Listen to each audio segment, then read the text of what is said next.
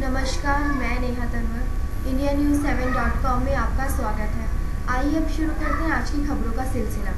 पश्चिम बंगाल के लगातार 23 वर्ष तक मुख्यमंत्री रहे ज्योति बसु का निधन हो गया है।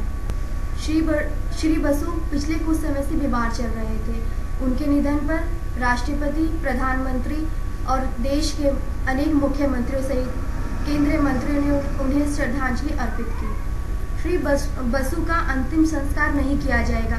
श्री बसु ने अपना शरीर मेडिकल छात्रों के लिए दान कर दिया है।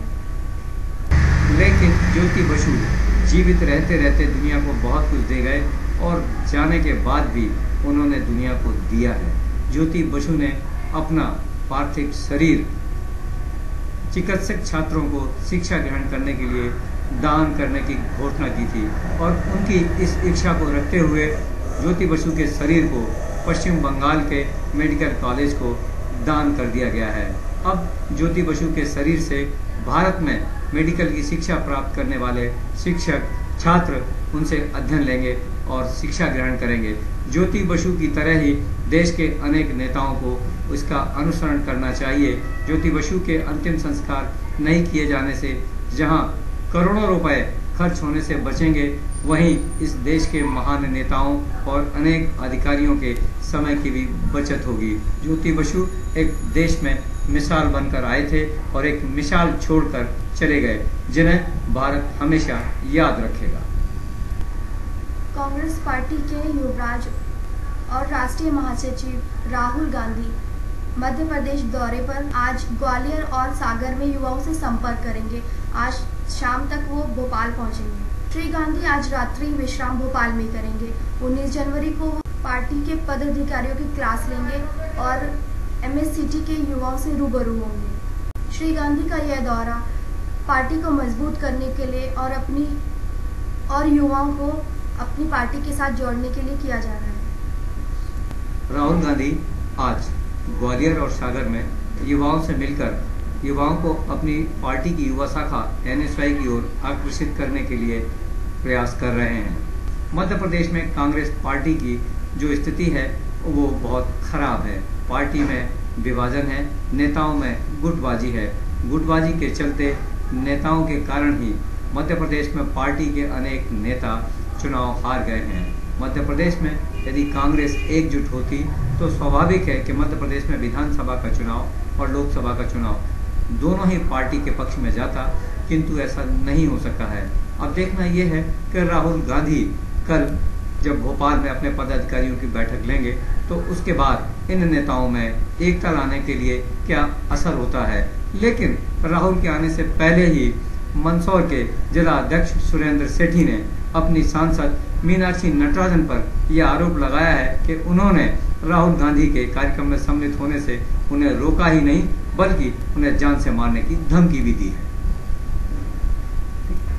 मध्य प्रदेश सरकार द्वारा भ्रष्ट अधिकारियों पर अंकुश लगाने के लिए लोकायुक्त एवं EOW द्वारा अधिकारियों के यहाँ छापामार कार्रवाई की जा रही है। इस कड़ी में उज्जैन नगर निगम के उप संचालक अशोक शर्मा घरों पर छापामार कार्रवाई की गई। इसमें 2 करोड़ से अधिक की संपत्ति बरामद की गई और कार्रवाई जारी है। भारत की सर्वोच्च न्यायालय के न्यायाधीश दलबीर भंडारी और अशोक कुमार गंगोली ने एक मामले में ऐतिहासिक फैसला देते हुए कहा है कि आत्मरक्षा करते समय यदि किसी व्यक्ति से किसी की मौत हो जाती है तो उसे अब हत्या नहीं माना जाएगा। न्यायाधीशों का ये फैसला काबिले तारीफ है, क्योंकि आत्मरक्षा करते समय अनेक लोगों से अनजाने में उस व्यक्ति की मौत हो जाती है जो व्यक्ति उस पर हमला करता है।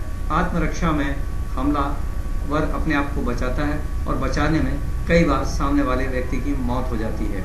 न्यायाधीशों के इस निर्णय से उन लोगों को बहुत सहायता मिलेगी जो आत्मरक्षा करते समय अनजाने में किसी न किसी की मौत का कारण बन जाते हैं और उनके खिलाफ 302 यानी हत्या का मामला दर्ज हो जाता था और जिसमें इन्हें कई मामलों में कई बार अनेक लोगों को इसमें सजा तक काटना पड़ी थी। अब न्यायाधीशों के इस फैसले से ऐसे लोगों को कम से कम राहत मिल सकेगी। मध्य प्रदेश के सिवनी जिले में 15 दिनों पूर्व इंदौर के एक व्यापारी से उसकी स्कॉर्पियो कार को रोककर कुछ अज्ञात लोगों ने 20 लाख रुपए नकद और उसका सोना लूट लिया था। सिवनी के पुलिस अधीक्षक डॉक्टर रमन सिंह सिकरवार की नेतृत्व में और उनकी सूझबूझ के चलते पुलिस विभाग के अधिकारियों ने इन लुटेरों को पकड़ने में सफलता प्राप्त की है। पुलिस ने इन पकड़े गए लुटेरों से 8 लाख रुपए नकद और 3 किलो 200 ग्राम सोना बरामद कर लिया है। पुलिस को इसमें सबसे बड़े सुराग जो मिले हैं वो बहुत चौंकाने वाले हैं। इस विशाल लूट में सिवनी के बड़े सोने और चांदी के व्यापारियों के सम्मिलित होने की जानकारी मिली है। अब सिवनी पुलिस इस मामले की तहकीकात कर रही है और इस लूट में सम्मिलित सिवनी जिले के बड़े सोने चांदी के व्यापारियों पर हाथ डालने जा रही है। मध्य प्रदेश में पंचायती चुनाव चल रहे हैं। 3 चरणों के पंचायती चुनाव में आज पहले चरण का मतदान हो रहा है। मध्य प्रदेश भी अब बिहार की तर्ज पर चुनावी रणनीति में बदलने लगा है। मध्य प्रदेश के मंदसौर में एक युवक की सिर्फ इसलिए लोगों ने हत्या कर दी कि उसने किसी के पक्ष में मतदान नहीं किया था। वहीं रतलाम में एक परिवार के चिराग को लोगों ने सिर्फ इसलिए बुझा दिया कि वह युवक एक समर्थक के द्वारा आयोजित रैली में सम्मिलित नहीं हुआ। युवा ने उस रैली में सम्मिलित होने से इनकार कर दिया, जिससे नाराज होकर लोगों ने उसकी हत्या कर दी। युवक की हत्या होने से एक परिवार का चिराग बुझ गया। मध्य प्रदेश में राजनीति के चलते इस तरह हत्याओं का सिलसिला आने वाले समय के लिए अच्छा संकेत नहीं है। खबरों में बस इतना ही। आप